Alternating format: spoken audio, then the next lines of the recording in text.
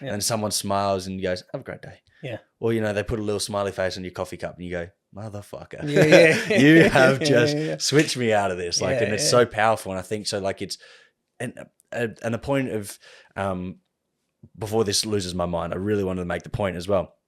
Watching the Olympics at the moment, and you look in the stadium, and you got Sweden, Switzerland, Nigeria, Germany, you've got Israel, you've got Australia, you've got New Zealand, you've got China, and they're sitting next to each other. They're laughing, they're smiling, they're cheering, they're not fighting. Their athlete beat their athlete, but they're still all happy. I'm like, it can be done. Yeah. People, 100%. It can be fucking Have you done. seen the footage of North Korea getting selfies with South Korea? Really? I've not seen Now, that. they may go back to their countries and be punished for that, but they're literally on the podium because it was a bronze, silver, or gold, silver, and they're literally doing That's selfies. incredible. And you go, wow, that's like a moment in time. Yeah, that's incredible. And they potentially may have repercussions for that. Yeah. But you go, wow, like you say, sport. But for humanity, it's worth it. For humanity, you just go, yeah, these people... Yeah, I mean, who doesn't love the Olympics? Well, that's what fucking sport does. And this is why I know a lot of people like that, boycott the Olympics because of some of the things and whatever. And I'm like, no. But let's take the positives here. Look at the people coming together. Look at the athletes. It was it was the best thing ever. I think Canadian athletes, gymnasts, and they were biting their medals. They were gold and silver. And I think the Chinese athlete looked across and was like, so cute. Yeah, just went to, is that what we're doing? Yeah. And it's like, oh, fuck, it's amazing. Because she's probably in a very regimented scheme and it's very, it's deadpan, whereas the Canadians were having fun with it. It's so amazing to see. Yeah, and I was watching I don't usually watch climbing. I don't know if you watch the speed climbing. Oh, it's wild.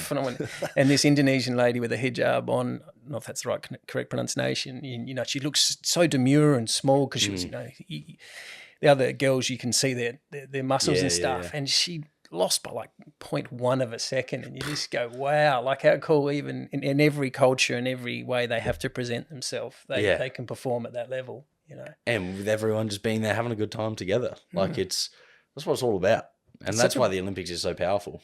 Yeah. And it's, I used to get up as a little kid at 3 a.m. and watch it. I've always loved it, and now what my kids love it. They both rang me this morning and said, did you see overnight? And it is it's a good way to unite everyone for 2 weeks. Unfortunately, it's probably post-Olympics. We need it to last a bit longer. We need it to last a little bit longer. Yeah. Well, I put something up on only this morning, I think it was, and I was watching the Olympics.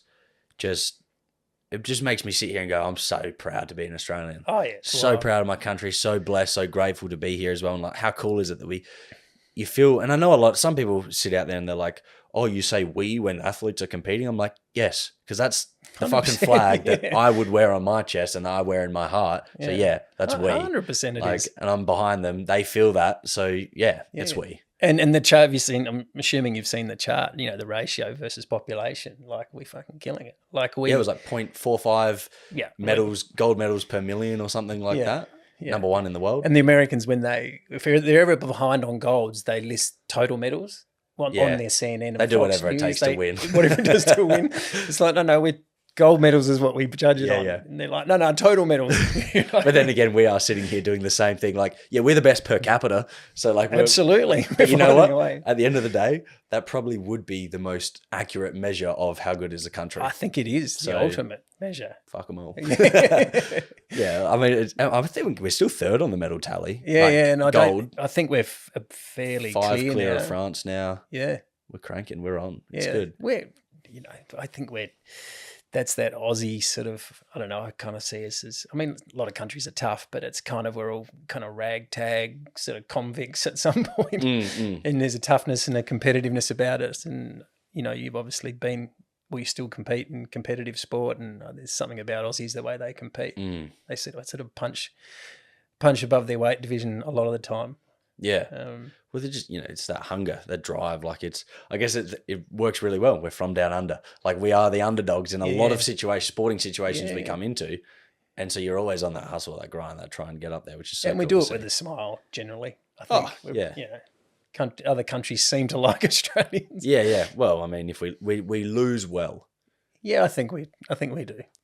As I was watching the Chinese lose a few things last night, and their coaches looked like a few of their athletes lost the climbing, and they were just they looked like they were going to take them out the back and belt them. They looked angry. You're wondering what happens when they go home, probably. Yeah, I know. I'm thinking, shit. Like, fuck, what funding or what living expenses do you not get now because you lost, you didn't perform you shamed well? us. Like it's interesting. Although I only realized yesterday the restrictions on like Russian and Belarus athletes. Yeah, That's an interesting. They've sort of kept that pretty low key. I remember reading something a while back about it, but which is interesting again, isn't it? You know, you're sanctioning. You know, say you and I are Russian and we flogged ourselves for 4 years, and because something we don't agree with that our country's doing, we don't. Yeah, I think it's bullshit. We get sanctioned. I'm like, hold on. You know, politics and sport do not go hand in hand. Keep them separate. Yeah, it's a really interesting one because you have to feel for those athletes because the commitment they put to their sport. Yeah. Well, tennis did this. Like, tennis does the same thing. Wimbledon doesn't allow them to compete. I think the Australian Open and maybe one of the other majors is the only comp they can compete in. Yeah. Wimbledon, I know they definitely haven't been able to for the last couple of years. Russian and Belarus athletes have not been allowed to compete. I just think it's so sad. I'm like, I feel like allowing these athletes to come together. It was different when they had the ban for the drug scandal. Yeah, that's a different conversation. Yes. Yeah, because they were trying to cheat, but politically, because their leaders have decided to do something they can now not compete. Yeah, is so wrong. Like, because they've not done anything wrong. But for the most part, we don't know. Maybe some of them post stuff on social media, whatever it may be. Half of them may not even live in Russia. They might just be citizens, and they probably don't. They're fucking, I don't know, like they're probably training in a different facility in the States or something, you know. Yeah, like, so you go to college in America as a Russian, but then you can't go to the Olympics. Yeah. There's a photo sort of hitting social media at the moment. You look when Germany held the Olympics. I don't know what year it was, but you know, when Adolf Hitler was the leader, and you know, the dude's on the stand getting a gold doing the Nazi symbol, you know, like how far we've come from that. But and Jesse Owens, I think, won a gold medal back then as a black American athlete. The fact and apparently Hitler was not happy with him competing at all because, you know, he wanted his Aryan race. Like there's politics and Olympics gets super messy, super messy. And so the more that we can keep them at parallels and not cross, the better. I think. Yeah, I feel like you said, everyone's sitting in the stands. Sport should be the one thing that we kind of just go keep it there. Just keep it in the sport. Fuck me, like, yeah. Well, because a lot of these athletes would compete and play together on a weekly basis. Absolutely. And then so all of a sudden they're different. Yeah, it's not like the old days where once every 4 years you're competing. Like they're on the same skateboard circuit, same climbing circuit, same running circuit. They're probably, I mean, you're a jav thrower. I mean, how many meets even in Adelaide do you have versus, I mean, then if you were national versus international, you would, I'm assuming 10, 15, around the world, 20 meets all year. There'd be strong friendships across all of them. Yeah, I think it's sad. Yeah. It's not like they're wearing it. I mean, you can't have them wearing a T-shirt that's coming out and saying something that's racist or controversial, but they just want to come out and compete for their country. But that was the same, like the men, I think the Women's World Cup would have been the same, but definitely the Men's World Cup, like it was, you weren't allowed to come in with any political clothing or anything like that. If you were wearing a shirt that had politics on it and you were seen, you were removed because they said no politics. And that's why, you know, there was a lot of arguing about then the gay flag and things like that. And I think the unfortunate, and this is someone that is happily, like, very proud of my gay married sister. I'm not against it, but I do agree that just keep it out completely during the competition and then speak about those matters on your own social media in your own time. Because once again, I guess the dangerous line of like beliefs and things like that as well. If you're competing for your country and that's taxpayer money, a lot of the things that are going on there, and you're floundering this and potentially ruining that opportunity. And like, you know, people that are paying are like, hang on, what's going on here? Like, I don't agree with that. Like, and so I think just keep it separate for during competition. You can play for your country and have those beliefs and stand by them and speak about them and whatever. But when you're at the World Cup, you're there to play soccer. That's what you're paid to do. Yeah, you can be an activist 50 weeks of the year and do whatever you want, I guess. If that, I mean, they make you sign documentation, right? That you're meant to stay within the rules. You know, I mean, I remember Kathy Freeman winning the 400, and it was considered astonishingly controversial that she had the Aboriginal flag draped over her with the Australian flag. You know, it's like, wow, can you imagine saying that now? But that was considered by, you know, some key people controversial that she dared do that. So, you know, it's interesting how everything always evolves, I guess. Yeah, and so that's where I think like I can understand having like a rigid rule in some of those situations because then you remove the subjectiveness of it of like, oh, I believe this, I believe that. And it's like, well, no, we just don't do politics. And you just put a blanket rule and we're here to play sport. And so there's nothing. Because if you allow one thing, then you'll push to allow another thing. And then you say no to one and they'll be like, well, but you let that in. Well, that's not fair. Now, so you prefer that over this. 100%. And it gets messy for everyone. Mate, like I said, there's 10,000 gods, right? Like there's a lot of religions. You know, if you let the Americans have Black Lives Matters T-shirts, all of a sudden there's another country going, well, we've got an issue over here, so we're going to wear this. And then, you know, it doesn't mean any of those issues aren't important. I agree. It's like just for that 14 days, just keep it out of there. Well, I think it opens us, them as an organization or whatever it may be, up to more issues of discrimination. Yeah. By trying to accept everyone and not wanting, then you're still pushing some to the side. Who's doing the discriminating now? Yeah. Well, it's you. Yeah. Well, you probably didn't want to do that in the first place. It's like that, the boxer, you know, the female boxer and the misinformation around that. People were saying she was, you know, the original narrative that she was transitioning and she's a female. She just happens to have, I don't know if it's XXY or XY. She has one more XY, I think, than the average female. But she was born a female, has been raised as a female. It's not her fault she has one more. Is it X, did you say? Well, I don't get that part right. So it's female XX, males XY. Yeah. So the narrative was transitioning, unfair, beating up women. It's like, no, she's a woman. So that story got horribly distorted at the start.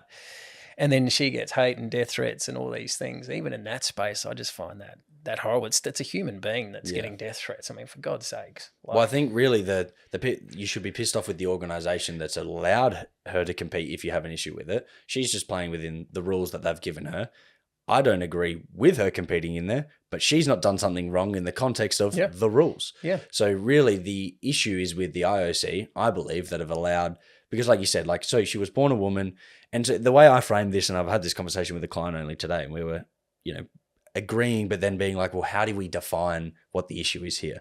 Because as a woman, you would be like, what the fuck? Like, because she has the XY chromosome, therefore there's an element of way more manly because she's tested positive for those chromosomes in the past.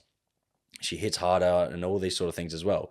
And because I think, is it called intersex? Maybe they call it when you're born, like a bit of both or whatever it may be. And it's like, so I can understand why women are like, this is bullshit. Then I can understand why her as the boxer goes, I was born a woman. And within the rules, you've allowed me to fight. And then a layer on that, I'm like, the people that say, well, that's unfair to stop her from fighting. And I'm like, I don't think it is the same way that it's some people are just unfortunately born with a disability.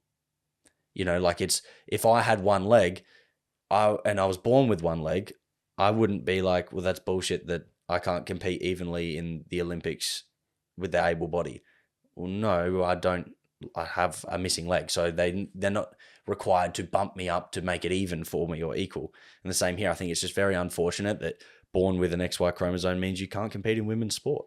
So where does she compete? Does she not compete or does she compete in men's, the men? I guess. Yeah. Because it's a messy conversation. Then it's a man beating up a woman effectively. Yeah. Like, and that's when that opens up another massive can of worms. But I think that can of worms is already opened on the flip side. Now, yeah. Because she's competing against women that have XX chromosomes that are biologically at a massive disadvantage.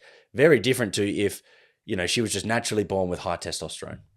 And everything else was the same. I'm like, well, that's just a game of luck, like LeBron's game of luck being 7 foot fucking tall and I'm 5'11". I don't stand there and be like, that's bullshit. I want equality to be able to play in the NBA. The fact that he's a whole inch taller than me, a whole foot, taller than me. I think it's a similar sort of conversation. Like, it's just unfortunately very unlucky. But you can't benefit one person at the disadvantage of hundreds, if not thousands of others in that sport.